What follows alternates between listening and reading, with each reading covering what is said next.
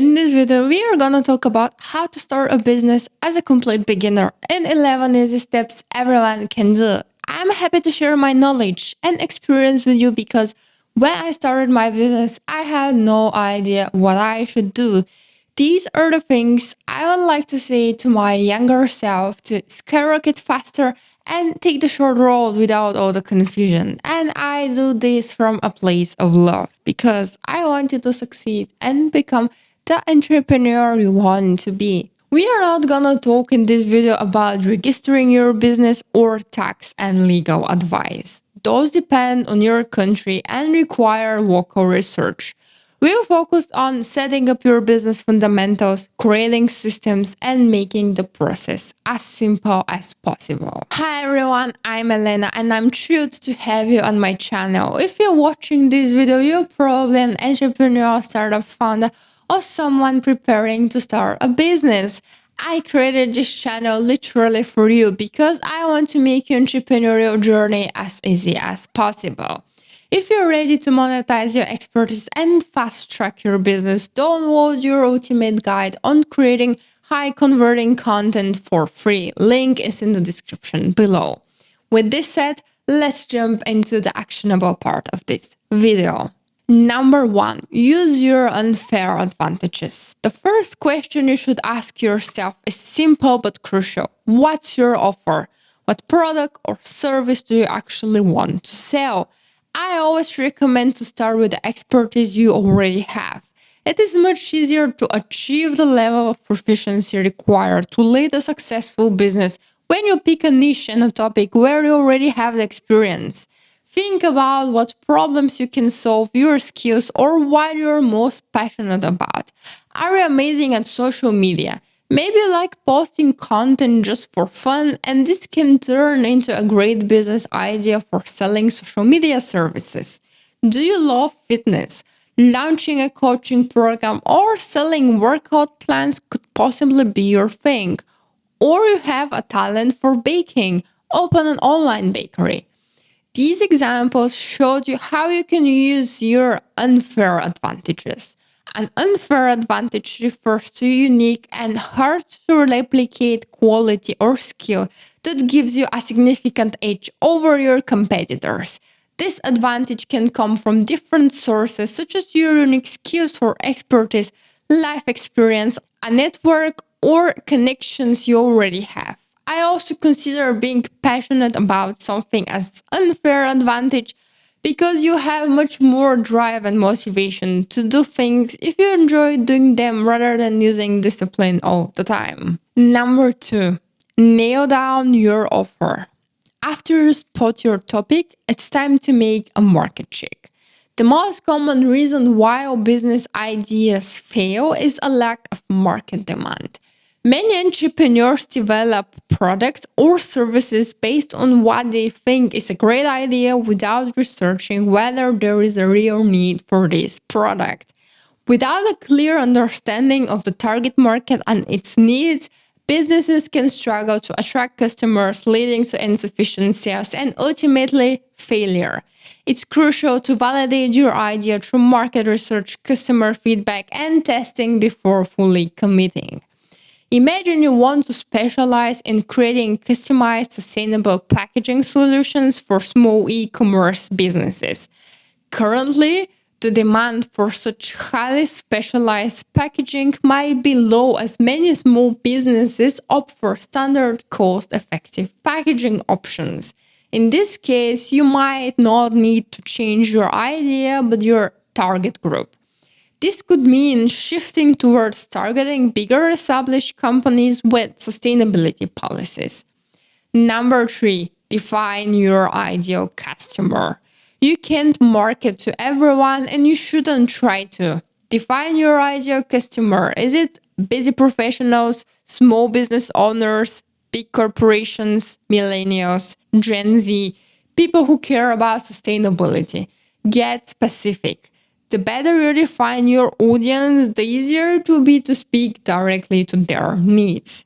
You can take into consideration literally everything: demographics, location, behavior, needs and pain points, decision-making process, and so on. However, There is one crucial factor you should always start with when defining a target client: buying power. Is your target client able to purchase your product or service? Having a business means generating sales. If your target client is not able to pay you, your business won't work. Understand the buying power of your target customers and set appropriate pricing strategies to make your offer attractive to them. Number 4, create a brand. Apple isn't the only brand offering high quality phones, but it's certainly the first that comes to mind when you think of a well functioning device. When buying Apple, people don't just buy a phone or a laptop, they buy a feeling and a lifestyle. And this is what branding is about: creating a positive perception and an irrational preference for something. Branding is much more than just a logo. It's how people feel about your business. If you want to grow your business in the long term, considering your branding will be one of the best decisions. Think about how you can offer not only a solution, but also the chance for your clients to come closer to their dream life and desired lifestyle. Branding differentiates from your competitors and makes you the one in the eyes of your target audience. Number 5, master your sales skills. By sales skills, I mean both sales and marketing, including the ability to effectively market your product to the right audience. The word sales carries for some people a negative meaning because it is often associated with pushy tactics, cold calling, and attempting to sell unnecessary items, which has nothing to do with the truth.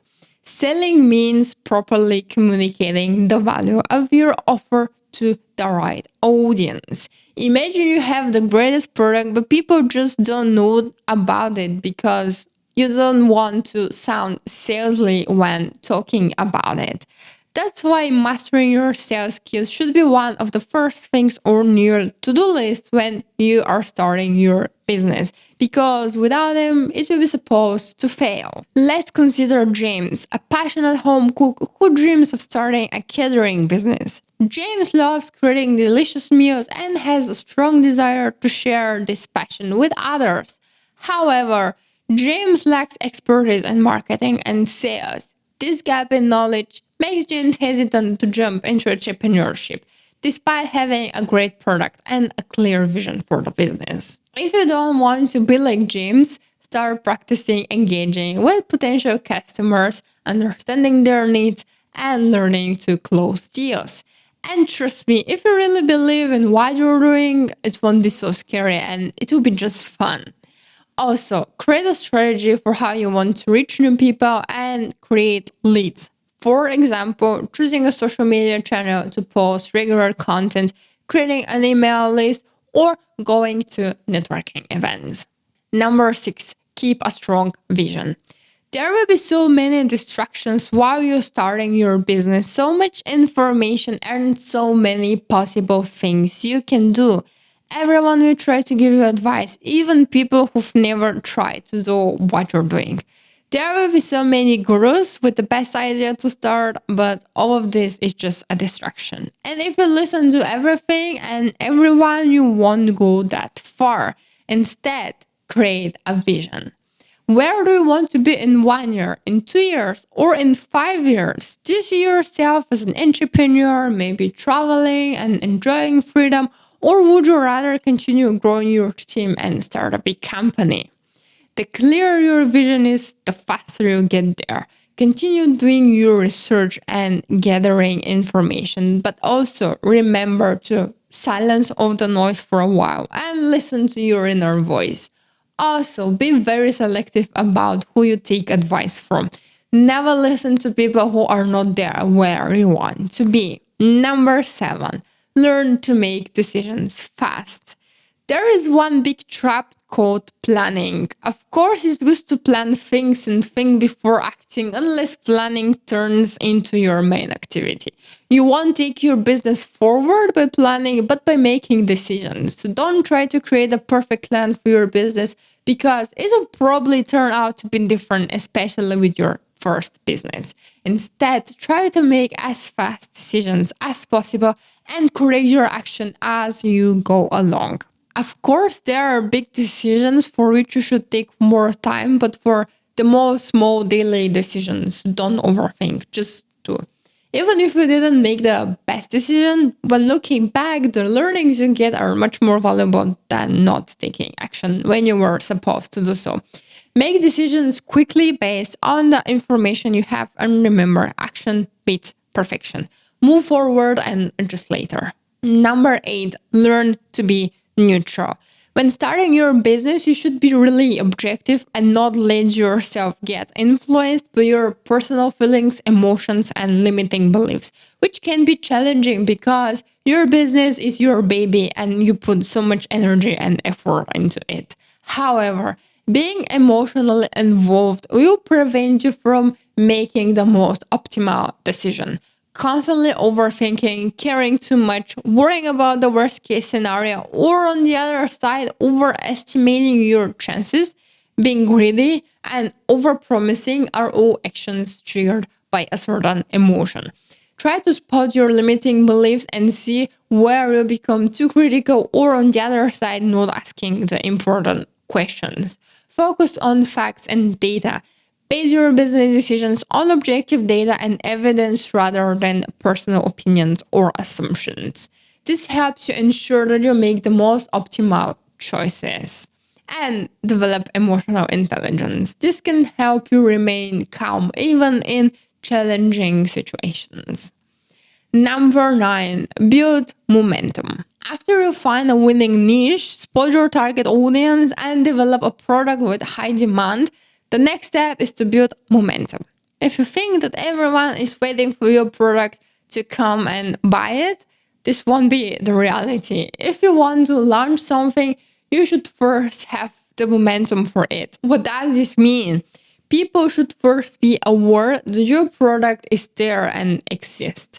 But they still don't trust you, and you're the one who should start building authority and trust. Start by giving reasons why people need your product, showing your credibility and creating a good positioning. After your target client sees your product consistently and learns about the benefits, they will be much more willing to buy. Start by creating a website, posting regular content, or sending a newsletter. Involve your audience in the launch process and make them curious about your upcoming launch. Number 10, overdeliver. In the beginning, when you're still building your reputation, your main goal should be happy clients. Always be sure that you can deliver what you have promised. Even more, overdeliver. The best asset you can create in the beginning is happy clients who recommend you. They will leave you testimonials and reviews, would be open to repeat business, and they can make the best marketing possible, word of mouth. Satisfied clients are likely to recommend your business to their friends and colleagues and help you reach new customers. Number 11, believe in what you do. Not sure if this should be number 11 or number 1, but in fact, people who believe in what they're doing are more successful. They are more passionate, more charismatic, and more authentic because genuine belief in your work translates to authenticity, can resonate with your customers, and can help you build stronger relationships with them. A strong belief in what you're doing makes you also more resilient. When you believe in your mission, you're more likely to keep going through challenges, seeing them as opportunities rather than barriers. Especially if you're a bit more visionary and forward-thinking, a strong belief in your idea might be needed to beat all the skepticism around you.